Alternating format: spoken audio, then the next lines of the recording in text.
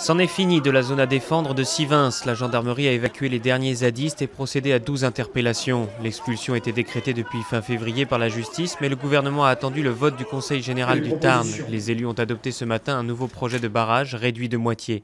Depuis une semaine, la tension était très vive entre la quarantaine de zadistes et 200 agriculteurs venus les assiéger.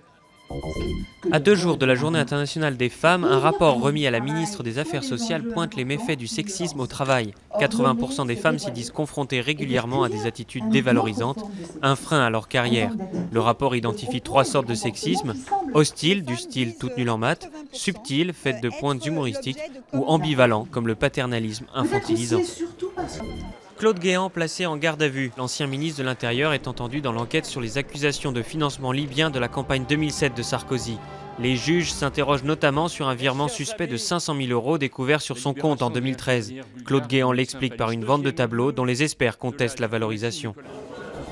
Timbuktu ovationné à Ouagadougou. Le film aux 7 Césars, qui décrit la vie dans le nord du Mali sous le règne des djihadistes, était diffusé pour la première fois au Burkina voisin lors du FESPACO, grand rendez-vous du cinéma africain. Une projection sous haute protection et une grande victoire selon le réalisateur Abderrahmane Sissako, très ému à sa présentation.